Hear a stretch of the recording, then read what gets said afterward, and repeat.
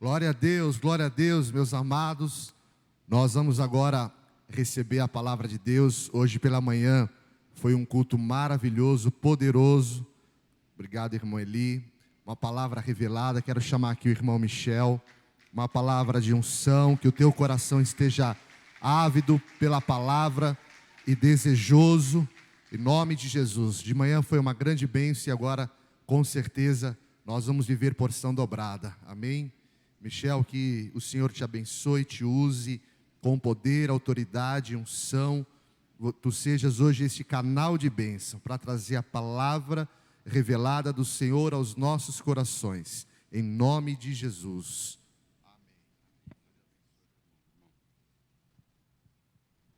Boa noite, paz e graça. Vamos de novo? Acho que pode ser melhor, né? Boa noite, paz e graça. Amém, glórias a Deus. É sempre um prazer estar aqui, também uma responsabilidade, né? De compartilhar com vocês a palavra do Senhor. Abra a vossa Bíblia aí no livro de Mateus, no capítulo 25, nós vamos ler alguns versículos, a partir do versículo 1. Mateus 25, a partir do verso 1.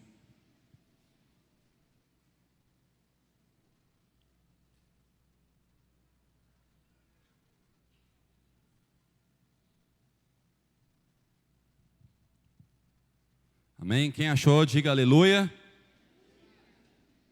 Vai, os que não falaram, porque não acharam ainda. Vamos de novo, quem achou, diga um aleluia.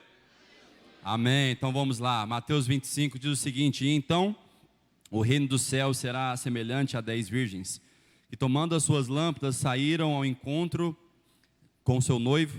5 delas eram nécias e 5 prudentes. As nécias, ao tomarem das suas lâmpadas, não levaram azeite consigo. No entanto, as prudentes, além das lâmpadas, levaram azeite nas vasilhas. E tardando o noivo, foram todas tomadas de sono e adormeceram. Mas à meia-noite, ouviu-se um grito: eis aí o noivo, sai ao seu encontro. Então se levantaram todas aquelas virgens e prepararam as suas lâmpadas. E as nécias disseram às prudentes: dai-nos do vosso azeite, porque as nossas lâmpadas estão se apagando. Mas as prudentes responderam: não, para que não nos falte a nós e a vós outras. Ide antes aos que o vendem e comprai.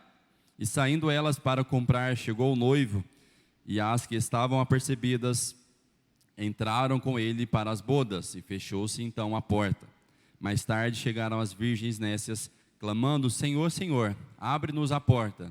Mas ele respondeu: em verdade vos digo que não vos conheço. Vigiai, pois, porque não sabeis o dia e nem a hora. Abaixe sua cabeça, feche seus olhos novamente. Pai, em nome de Jesus, nós lemos aqui a Tua palavra e ela é viva e eficaz, Pai. Senhor Deus, que essa palavra haja, Senhor Deus, um espaço e penetre nos nossos corações. Que o nosso coração esteja, Senhor Deus, preparado para essa semente. E que ela, Senhor, frutifique dentro de nós, conforme a qual o Senhor a designou, Pai. Torne a nossa mente cativa, Senhor Deus, a Tua palavra, em nome de Jesus. Amém, amém. Esse texto é um texto que eu creio que muitos de nós já leu por várias vezes. E quando eu recebi o convite de aqui estar, eu logo comecei a meditar em alguns textos e Deus foi me direcionando a essa passagem mais uma vez. E é um texto pelo qual foi escrito, onde Jesus já estava então findando o seu ministério, já estava se aproximando da crucificação de Jesus, e Jesus então sentado com os seus discípulos, ele começa lá em Mateus 24, vai relatar toda essa conversa. Jesus começa então a apontar para os seus discípulos, descrever para os seus discípulos os sinais que antecederiam a volta de Jesus. E lá em Mateus 24, Jesus passa então todos aqueles sinais, falando sobre pestes, terremotos, fome, guerras, rumores de guerras, muitas coisas que iriam acontecer e que nós hoje, mais de 2000 anos depois, nós vemos que isso está cada vez mais forte, mais latente, e que esses sinais estão acessíveis a nós todo o tempo que nós ligamos à internet, todo o tempo que nós assistimos, às vezes, o noticiário. Esses apontamentos que Jesus fala sobre o fim dos tempos é algo muito concreto e muito real. E para muitos que não estão ligados a Cristo Jesus, às vezes é um motivo até de espanto, de medo, mas para nós é um motivo de grande alegria, porque nós sabemos que Cristo vem aí. Amém? Cristo está às portas.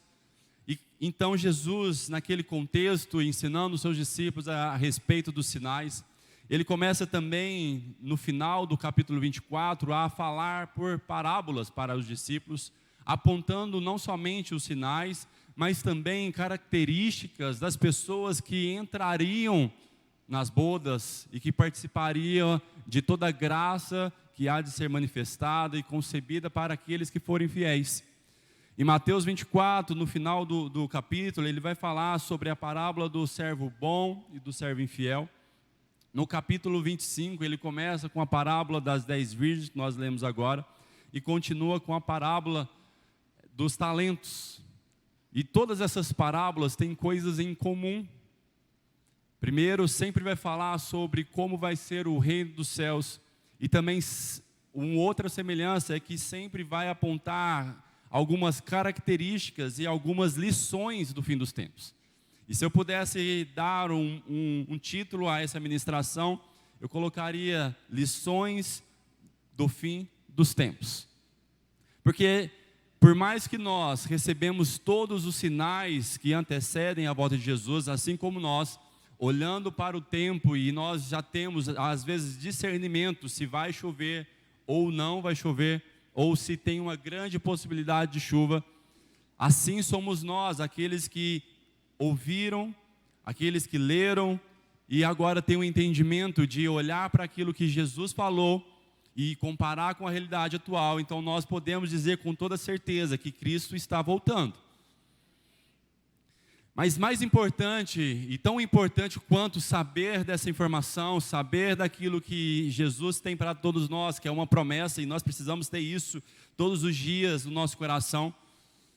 Eu creio que a geração que vai participar desse arrebatamento precisa ser uma geração maranata, ou seja, uma geração que tem no seu coração um desejo forte e ardente pela volta de Jesus.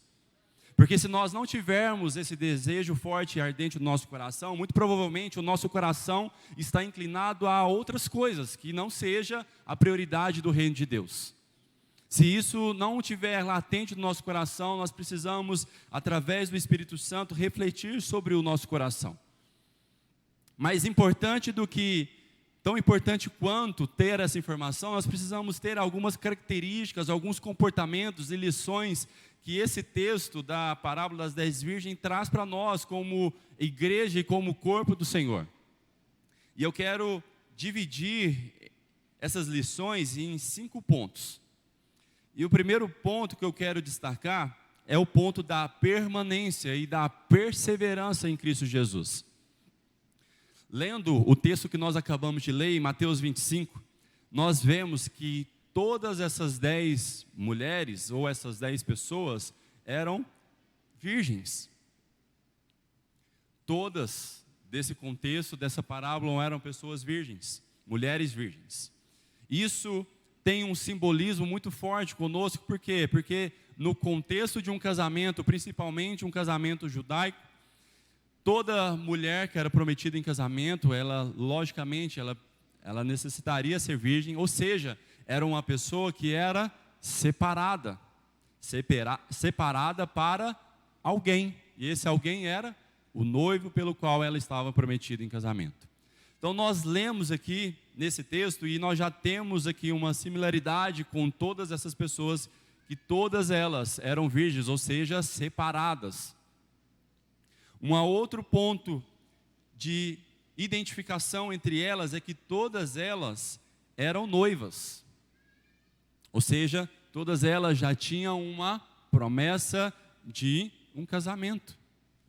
E quando a gente fala sobre noiva, a gente também pode falar que todas elas tinham a mesma aparência. Porque é muito fácil você saber quem é noiva, porque o traje de noiva, ele é muito típico. Então, é impossível, nós às vezes passamos aqui nas ruas de Uberlândia e nós vemos alguns noivos tirando foto e logo nós identificamos que aquelas pessoas são noivos.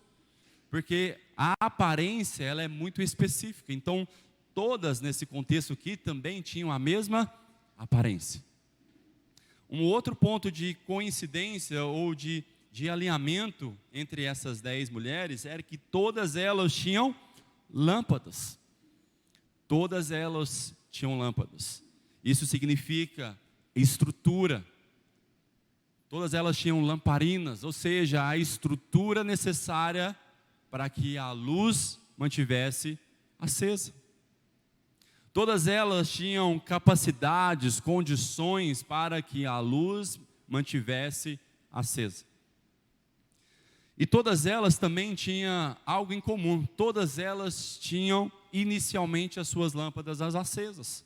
Porque o texto de Mateus 25:8 vai dizer que quando ouve-se então a voz que o noivo estava à porta, as insensatas ou as nécias disseram às prudentes: olha, dá-nos um pouco desse óleo, porque as nossas lamparinas ou as nossas candeias estão se apagando. Logo nós temos a convicção que também elas, aquelas noivas nécias, imprudentes, elas tinham as suas lâmpadas inicialmente acesas.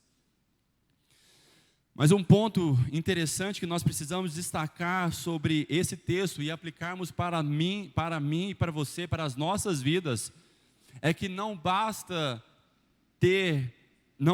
ser chamado, não basta simplesmente ser inicialmente separado, como eram as 10 virgens, não basta ter a aparência que é noiva, não basta ter uma condição, uma estrutura para suportar aquela luz, mas o que nós precisamos é manter, perseverar com a luz acesa até esse grande dia.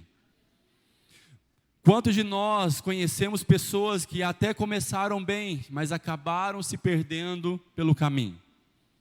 E o reino dos céus, esse grande dia, está reservado não para pessoas que têm aparência, não pessoas que foram simplesmente chamadas, não pessoas que têm capacidade, talentos, dons e estrutura, mas aquele grande dia está reservado para aqueles que têm a sua luz acesa e que têm azeite na sua vasilha, na sua vida.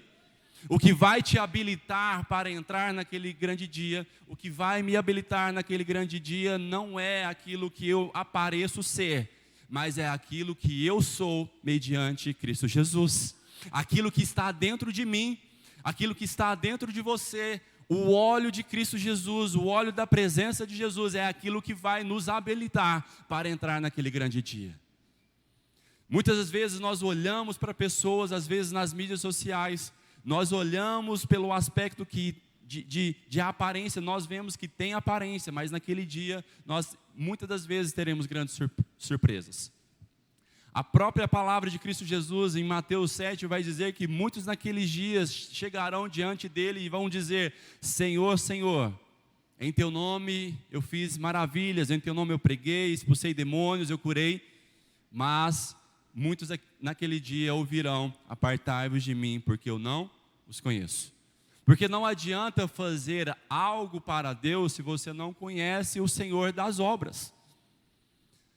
Como eu vou fazer algo para o Senhor que eu não sei o que é que eu preciso fazer? Porque em Efésios 2:10 vai falar que as obras que Ele quer que nós pratiquemos, Ele já predestinou, Ele já projetou de antemão para que a gente possa realizar. Então nós precisamos entender e ter essa consciência que não é sobre começar bem, não é sobre começar com a luz acesa, mas é continuar todos os dias queimando por Jesus e com a nossa vida cheia da presença dEle. Não é sobre um evento, não é sobre uma conferência igual nós tivemos aqui semana passada, não é sobre um culto de domingo, mas é uma vida diária buscando a presença do Espírito Santo nas nossas vidas. Até porque durante o caminho, a luz, o azeite, na verdade o azeite que está na nossa vida vai ser necessário para alimentar a luz que nós carregamos. E se a gente só continuar a caminhar e a gente não repor esse azeite na nossa vida, na nossa botija, vai faltar azeite para aquele grande dia. Por isso que nós, como igreja do Senhor, como noivas do Senhor, precisamos estar totalmente dedicados à comunhão e ao relacionamento com Cristo Jesus. As nécias, elas até começaram bem, mas elas não tiveram essa capacidade de perseverar no Senhor. E João 15 é muito interessante, porque se você ler João 15, há mais de 10 vezes repete-se a palavra perseverança. João 15, um versículo que fala em João 15 Jesus fala: eu sou a videira e vocês o ramo. Se alguém permanecer em mim e eu nele, esse dará muito fruto, pois sem mim vocês não podem fazer coisa alguma. Imagina só, no mesmo capítulo, a palavra perseverança sendo repetida por 10 vezes. Isso significa que há um reforço sobre esse tipo de ação que precisa estar latente no nosso coração, porque vai ter uma força que vai tentar nos tirar do propósito e do nosso alvo, que é Cristo Jesus. E nós precisamos, como noivas, como filhos de Deus, termos essa característica de sermos perseverantes até que Ele venha. Levítico 6,12 vai dizer o seguinte: o fogo, pois, sempre deverá arder sobre o altar e não se apagará, mas o sacerdote acenderá a lenha nele cada manhã, e sobre ele porá em ordem o holocausto, e sobre ele queimará a gordura das ofertas pacíficas. Isso é no contexto do Antigo Testamento, mas também podemos aplicar para a nossa vida dentro desse contexto de perseverança, em estar queimando por Jesus todos os dias.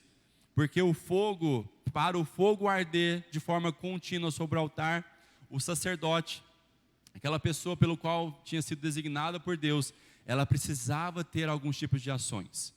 E antes que alguém aqui pense que, olha, mas é só o sacerdote que precisa fazer isso, a própria palavra de Deus em Apocalipse vai dizer que Ele nos fez reis e sacerdotes. Então, todos nós somos sacerdotes, e todos nós temos essa função. E a função do sacerdote era acender lenha, colocar lenha toda manhã. Ele tirava a cinza, ou seja, aquilo que havia se queimado, aquilo que eu fiz ontem já não valia mais. Eu preciso tirar aquilo que eu fiz ontem, porque aquilo que eu fiz ontem me levou até aquilo que eu sou hoje. Mas se eu preciso dar um próximo passo, eu preciso colocar mais lenha para que eu possa queimar cada vez mais, e esse fogo não possa se apagar.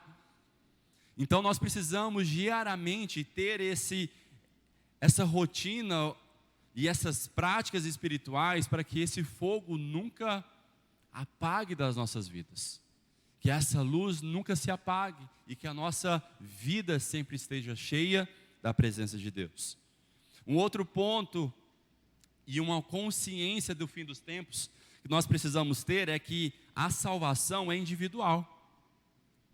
Por mais que aquelas noivas eram separadas, eram virgens, tinham a mesma aparência, tinham a mesma estrutura, mas a palavra vai dizer que apenas 5 entraram naquilo que o noivo tinha preparado. E às vezes, muitos de nós, ou do nosso meio, temos a consciência, ou perdemos a consciência que a salvação, ela é individual. E que estar num templo como esse não me habilita a entrar naquilo que Deus tem preparado para os seus servos fiéis. Não era porque aquelas virgens insensatas estavam no mesmo ambiente, andando junto com as virgens sensatas, com as virgens prudentes, que elas foram salvas. Não é o ambiente que vai definir se você é ou não uma pessoa que vai desfrutar daquilo que Deus tem para você. Mas pelo contrário, o ambiente, ele vai testemunhar daquilo que você está carregando dentro de você. O mundo não pode te mudar, mas você carrega algo que pode mudar o mundo. Você carrega algo que pode transformar o mundo, levar salvação, levar luz. Luz fala sobre clareza. fala sobre entendimento, revelação, salvação. E nós precisamos entender que existe uma frase que ecoa, e eu não sei, eu não me lembro quem falou, mas fala o seguinte: você ir ao McDonald's não faz você um hambúrguer, assim como ir à igreja não faz você um cristão. Essa frase é muito forte, porque às vezes nós cumprimos rituais semanais e achamos que o nosso ponto já está batido com Deus, e não se trata de ponto, porque a nossa vida com Deus não é sobre obrigação, mas é sobre um desfrute, é sobre um relacionamento. E quando nós que somos casados, nós não ficamos assim, nossa, eu tenho mais um momento, eu tenho que ir lá fazer isso. Não, porque todo o tempo que nós estamos juntos uns com os outros é tempo de desfrute. Pelo contrário, nós queremos mais e mais tempo. Quem dera, né, se nós tivéssemos muito mais tempo para estar junto com os nossos cônjuges. Mas a vida com Deus é da mesma forma, nós precisamos ter essa consciência da salvação individual e essa consciência que o coletivo não define a minha vida. E automaticamente, quando eu tenho essa consciência, eu preciso estar totalmente alinhado com aquilo que Deus quer para a minha vida, com aquilo que Deus quer através de mim. Então, naquele contexto, nós tínhamos 10 pessoas, 5 foram salvos e 5 não entraram no gozo daquele noivo, daquele Senhor.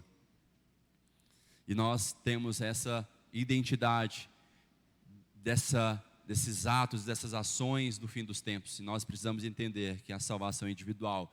E nós precisamos estar cada vez mais entendidos do nosso papel no relacionamento com o nosso Senhor.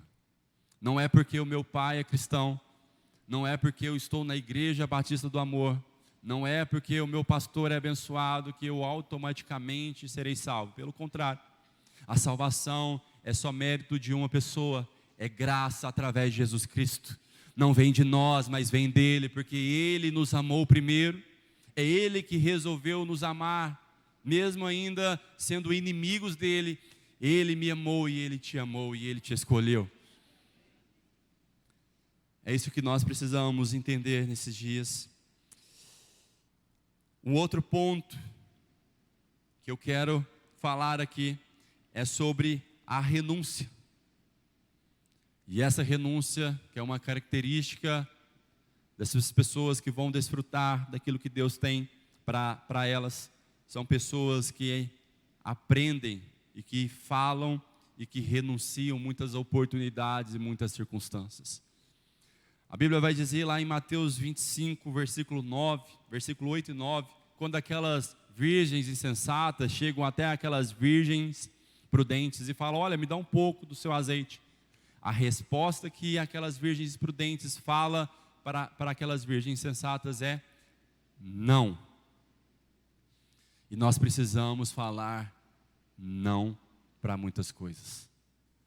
Essa geração, a minha geração, ela precisa falar não para muitas coisas. Não para tudo aquilo que te rouba a presença do Senhor na sua vida. O que nós podemos fazer como corpo de Cristo é ajudar na estrutura, é preparar a pessoa com instruções, é preparar pessoas com direções, com cuidados. Isso fala sobre a estrutura, isso fala sobre a candeia.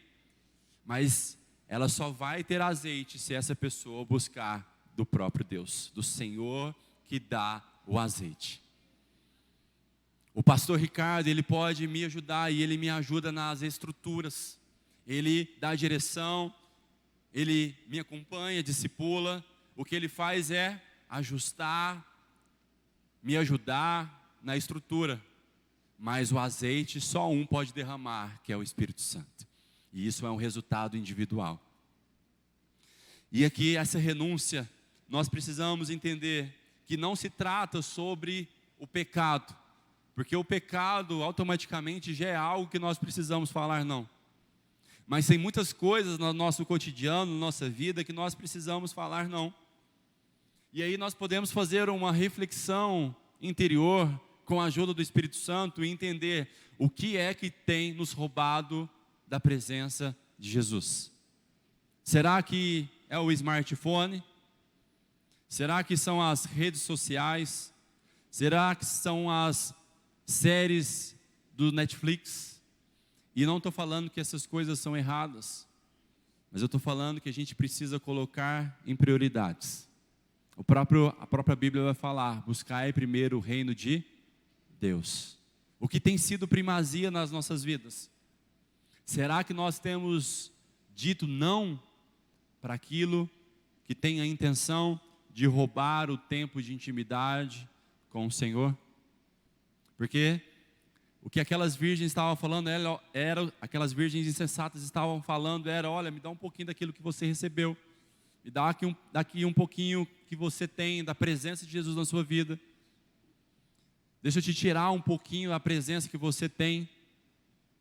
E a gente precisa ter essa consciência. O pastor Carlos pregou isso no domingo retrasado, falando sobre as raposinhas que devoram as vinhas. E o engraçado é que no texto fala raposinhas, ou seja, coisas pequenas, coisas simples, coisas que às vezes nós não damos importância ou que às vezes não está no nosso entendimento, que realmente tem atrapalhado a nossa vida com Deus, mas tem feito grandes desastres e estragos no nosso relacionamento com Cristo Jesus.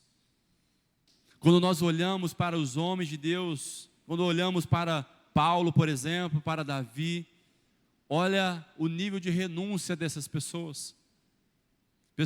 Paulo, por exemplo, que largou tudo, considerou todo o seu histórico, toda a sua bagagem como esterco, como perda, diante da revelação de Cristo Jesus. E é isso que nós temos que ter consciência: não há nada que a gente renuncie no mundo que possa se comparar com a glória de Cristo Jesus, porque a glória de Cristo Jesus é infinitamente maior do que qualquer coisa que você pode renunciar.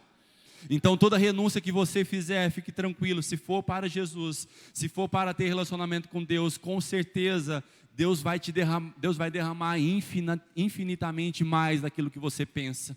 Ele vai fazer infinitamente mais daquilo que você espera. Ele vai derramar uma porção sobre a sua vida de algo que você nunca imaginou ter, e você vai desfrutar de uma intimidade real com o Espírito Santo.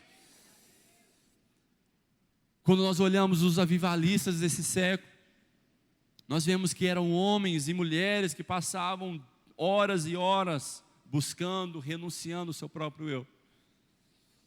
E nós temos que fazer algumas perguntas para nós mesmos, assim como a gente já mencionou. E uma das perguntas é: com o que você tem gastado o seu tempo? Com o que eu tenho gastado o meu tempo? Às vezes, acho que a maior desculpa para as pessoas da minha geração é: eu não tenho tempo para isso. A maior desculpa que eu vejo na minha geração é: eu não tenho tempo para isso. Mas Deus deu 24 horas por dia para cada um de nós. A questão não é ter falta de tempo. A questão é que nós não temos colocado como primazia, como prioridade. Tempo nós temos. Se você está aqui, se eu estou aqui, é porque Deus tem nos concedido tempo. Outra pergunta é: com o que nós temos gastado os nossos talentos? Com certeza, todos que estão aqui recebeu de Deus um talento. Assim como na parábola posterior, a parábola das 10 virgens, todos nós recebemos talentos. Às vezes, é claro, alguns recebeu 5, alguns recebeu 2 e alguns recebeu 1. Mas o primeiro ponto é que todos recebemos. E o que importa para Jesus não é a quantidade de talentos. O que importa para Jesus é se você e eu estamos sendo fiéis à medida que Ele distribuiu para nós. Será que nós estamos sendo fiéis à medida que Deus tem distribuído para nós? Porque o que Deus, para aquela pessoa que o Senhor deu 5 talentos, ela multiplicou 5. Para o que deu 2, multiplicou para mais 2. E hora nenhuma nós vemos o Senhor chegando para ele: olha, você tem 10, então você é diferenciado desse que tem 2 aqui. De forma nenhuma. Porque para Deus não importa é a quantidade, importa é a fidelidade com a medida que você tem recebido de Deus. É isso que importa para Jesus. Você tem sido fiel com aquilo que Deus tem te acrescentado? Não, mas eu não tenho. Uma palavra que eu falava muito era: mas quando eu tiver, eu vou fazer isso. Nunca pense assim, porque se você pensar assim, quando você tiver aquilo que você pretendia ter, você também não vai fazer, porque a Bíblia vai falar que quem não é fiel no pouco, não é fiel no muito.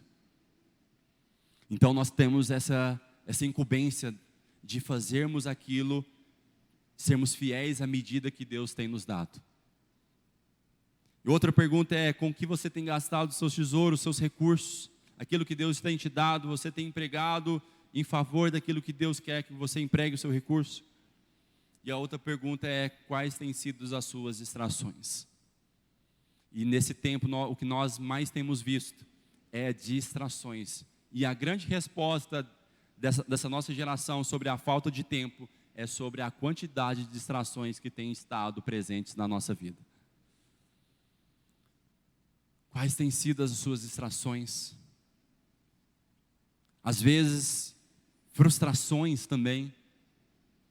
E o texto em Mateus 28 vai falar, em Marcos, vai falar sobre os discípulos no caminho de Emaús. Os discípulos que estavam com expectativa que Jesus iria revolucionar Israel, iria governar, livrar o Israel do poder dos romanos. Jesus havia morrido, então aqueles discípulos que andaram com Jesus por 3 anos e meio no seu ministério, agora se decepciona, se entristece, porque as situações não aconteceram conforme eles tinham planejado, e agora eles começam a retornar ao lugar do seu início, da sua caminhada. E às vezes muitos de nós, por frustrações, estamos também voltando ao lugar de início, voltando ao lugar que diverge do lugar da promessa, porque havia uma promessa para os discípulos dizendo: olha, ficai em Jerusalém até que do alto sejais revestidos de poder. Se a promessa estava em Jerusalém e aqueles discípulos estavam se distanciando para Emaús, logo eles estavam se afastando do lugar da promessa por conta de frustrações. E uma coisa que Deus fala no meu coração é: não se frustre com Deus. Às vezes nós não vamos entender aquilo que Ele está fazendo. Às vezes nós não vamos entender aquilo que Ele está movendo.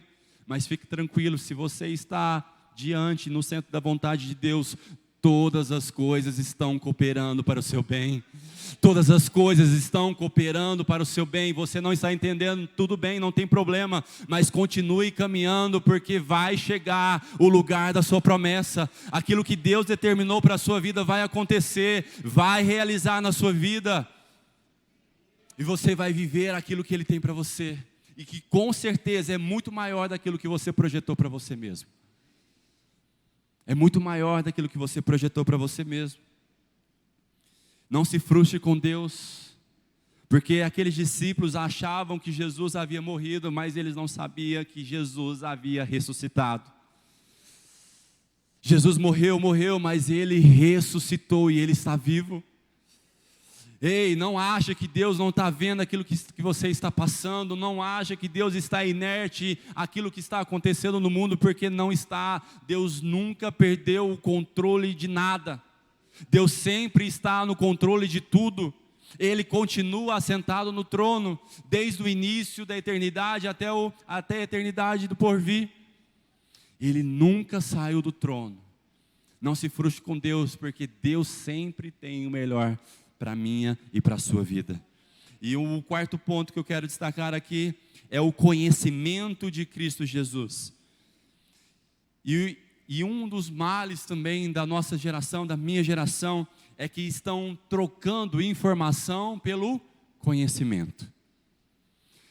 Nesse texto que nós lemos da parábola, em Mateus 25:12, vai falar que o Senhor, que aquele noivo, quando aquelas virgens nécias chegam atrasadas, elas falam: olha, Senhor, abre aí.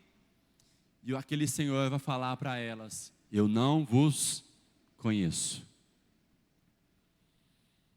Não adianta ter informação se você não tem conhecimento. Hoje a humanidade está cheia de informação, mas o que vai contar naquele grande dia é se Ele te conhece e se você conhece Ele. É o conhecimento, é a intimidade. E nesse texto, quando a gente fala conhecer na Bíblia, principalmente em Mateus 7, quando tem-se, então, o texto que nós falamos anteriormente, sobre aquele grande dia, onde muitos chegarão naquele dia dizendo: Senhor, eu fiz isso, eu fiz aquilo. E ele fala: olha, eu não vos conheço. A palavra utilizada naquele contexto é a mesma palavra para remeter a uma relação de intimidade entre um homem e uma mulher. Isso significa unidade. É você nele e ele em você. Assim como Cristo e o Pai é um, nós com Ele precisamos ser um, e isso só vai acontecer se haver intimidade. Uma outra deficiência e um outro ponto da nossa geração, mas que graças a Deus, Deus vai transformar tudo isso, é que muitos de nós às vezes tenta comprar a intimidade pelas nossas obras. Assim como esse texto de Mateus 7, muitos às vezes vai chegar para Deus: Deus, eu fiz isso, eu fiz aquilo. E o mais engraçado é que aquelas pessoas vão chegar falando: Deus, em teu nome eu fiz isso. E é como se Jesus falasse assim: claro, meu nome tem poder, mas a questão é: e você, quem é você? Quem é você que não tem ou não teve relacionamento comigo? Usou meu nome para fazer coisas que estavam somente no seu coração. Por isso que antes de fazer qualquer coisa para Deus, nós precisamos conhecê-lo. Porque senão correremos um grande risco de fazer coisas que Ele não tem projetado para mim e para a sua vida. E pior do que não fazer nada para Ele é fazer coisas que Ele não chamou você para fazer. Pior do que não fazer nada é eu fazer coisas que Ele não me chamou para fazer. Por isso, escute Deus, entre no relacionamento com Ele. E então, assim como em João 15 vai falar: olha, se vocês permanecerem em mim e eu permanecer em vocês, vocês darão muito fruto. Você já viu alguma árvore fazendo esforço para dar algum fruto? Nunca vai acontecer isso, porque o fruto só é a consequência do relacionamento da árvore com o solo. Assim somos nós. As nossas obras são apenas o relacionamento de nós com o próprio Cristo Jesus. É isso que nós precisamos entender.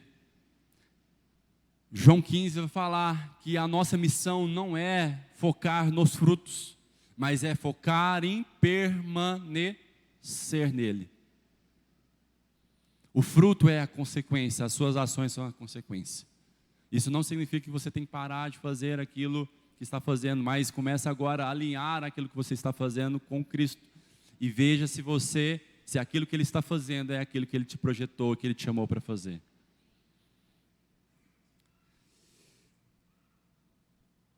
Isso é tão sério, essa questão do relacionamento com Deus, que lá em Apocalipse 2:5, as advertências que João tinha recebido de mensagens do próprio Deus para as igrejas, a igreja de Éfeso vai falar o seguinte: aquela igreja é uma igreja que tinha vários pontos positivos, que resistia às obras dos nicolaítas, uma igreja que era perseverante, uma igreja que era ativa. Mas existe uma advertência para aquela igreja dizendo: olha, eu tenho porém contra ti que deixaste o primeiro amor. E a palavra de Deus para aquela igreja era: olha, lembra-te então de onde caíste, arrepende-te e volte a praticar as primeiras obras. Isso é muito sério. Nós precisamos, mais do que as obras, estar totalmente com o coração entregue ao Senhor Jesus, focado em conhecer a cada vez mais a beleza e a grandeza de quem é Cristo Jesus. Se nós tivermos essa mentalidade de conhecer Cristo Jesus, nós vamos viver uma geração que vai realmente impactar de uma forma generalizada a nossa geração. E com certeza nós vamos fazer obras que não vão morrer em nós, mas que vão ecoar por toda a eternidade. O próprio pastor Rodrigo falou um texto sobre Caim e Abel, e lá no livro de Hebreus vai falar que a obra que Abel praticou por meio da fé, por mais que Abel já morreu, essas obras ainda falam, porque foram obras de fé, mas também de amor ao Senhor Jesus. Abel entregou aquilo que era o seu melhor, porque ele amava Jesus, ele amava o Senhor, então ele dava o seu melhor. A oferta era só a consequência do relacionamento e do amor que ele tinha para com Deus. E para finalizar, a gente tem agora uma missão também. Além de características para nós, como característica do fim dos tempos, nós temos uma missão. E o texto vai falar que aquelas noivas adormeceram e que em um momento ouviu-se então uma voz dizendo: eis aí o noivo. E agora nós, como igreja do Senhor, nós temos esse chamado. Porque a palavra do Senhor vai dizer que Ele não chama mais a gente só de servos, mas Ele chama nós de amigos. E amigos do noivo, principalmente numa cultura judaica, é algo muito forte. Porque, não sei se vocês sabem, mas na cultura judaica, quando um casal era prometido em casamento, duas pessoas eram prometidas em casamento, eles não se viam até o dia do casamento. Eles ficavam por um tempo sem se ver, sem se relacionar. Não tinha WhatsApp na época, então não podia ter mensagens. Não tinha como falar com ela. Então o noivo, ele tinha um desafio. E o desafio era de comunicar-se com a noiva sem ver ela. Haja visto que ele não podia ver ela.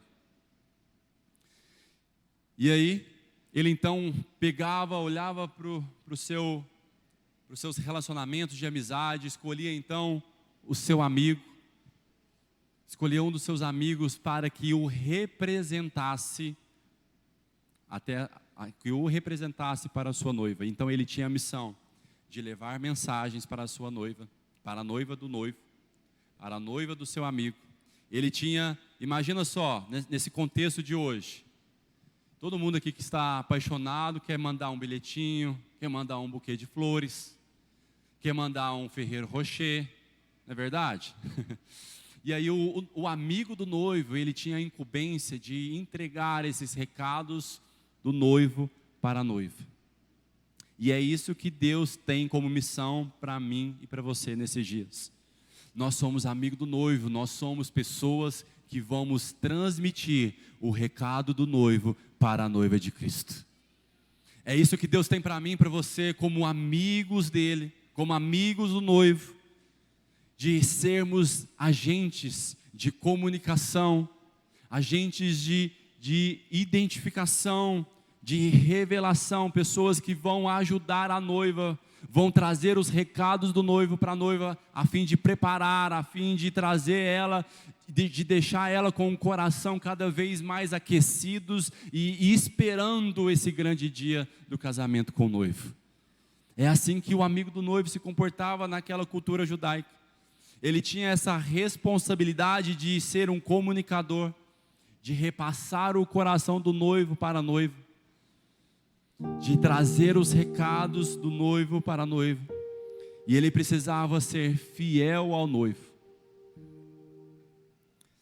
porque se corria um grande risco, porque como a noiva já não via mais o noivo por um certo tempo, e era o amigo do noivo que era a ponte corria um risco daquela noiva se apaixonar pelo amigo do noivo, porque é ele que falava as palavras do noivo para ela, é ele que levava os presentes do noivo para ela.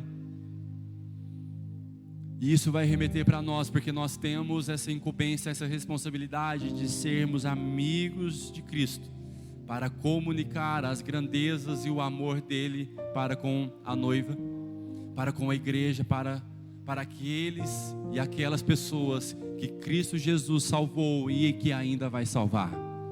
Porque tem muitos que não estão aqui, mas que vão se achegar a esse meio através dos amigos do noivo. E você é um amigo do noivo, você é uma amiga do noivo, e você tem essa responsabilidade de levar a mensagem do noivo para ela, e de ser fiel a essa mensagem, porque não se trata sobre aquilo que você está falando, mas se trata de você transmitir aquilo que o noivo quer, aquilo que está no coração dele, porque a noiva não é nossa, a noiva é de Cristo Jesus. A noiva é dele, é ele que gerou ela, é ele que amou ela, e nós precisamos ser fiel a Cristo Jesus e fiel a essa mensagem e a esse propósito. Fiquem de pé. E às vezes você chegou aqui, às vezes cansado, desanimado, e eu gostaria que você fechasse seus olhos. E às vezes você chegou aqui cansado, desanimado, olhando para o seu interior, dizendo: olha, há uma lâmpada acesa, mas eu olho para a minha botija e esse azeite está se acabando. E hoje é noite que Deus fala com você, dizendo: hoje também é noite de renovo, filho e filha minha. Aquilo que você precisa, você encontra em Cristo Jesus. Aquilo que você precisa, eu não posso te dar. Eu não posso te dar o azeite, porque eu não tenho azeite. Quem tem azeite é Cristo Jesus sobre a sua vida. A porção que é dele para você, é dele para você. Você pode receber. A nossa missão é te ajudar na estrutura, é te ajudar colocando fundamentos da palavra. Mas Cristo Jesus, o próprio Espírito Santo está aqui para derramar azeite sobre a sua vida e para te dizer: não desanime do caminho, continue perseverante, porque eu estou voltando, assim diz o Senhor. Jesus está voltando. Não se perca no caminho, não se perca nas adversidades, não se perca nas distrações, e muito menos se frustrando com Deus, porque tudo aquilo que Ele faz é perfeito. A vontade dEle é boa, agradável e perfeita. Não há variação de dúvida na vontade de Cristo Jesus para a sua vida. Eu quero te dizer isso, meu irmão, minha irmã: não desanime, não pare no meio do caminho, continue queimando por Jesus até que Ele venha. Até que Ele venha. E esse é a canção que deve estar no nosso coração: Maranata, ora vem, Senhor Jesus.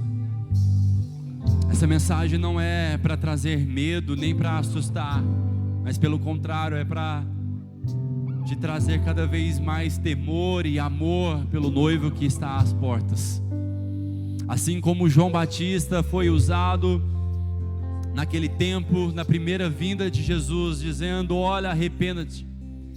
Nós, como amigo do noivo, muitas vezes vamos ter mensagens como essa, mas o arrependimento não é uma mensagem de morte, pelo contrário, é uma mensagem de vida, dizendo: olha, você está indo no caminho errado, aquilo que você está fazendo não está alinhado, mas Deus tem novidade de vida para você, Deus tem vida no seu caminho, Deus tem vida para a sua família, e Deus tem grandes coisas a fazer através de você e na sua vida. Feche seus olhos, vamos cantar esse refrão. Eu já coloquei as minhas vestes brancas, estou só te esperando. Vem, vamos dançar, Maranata.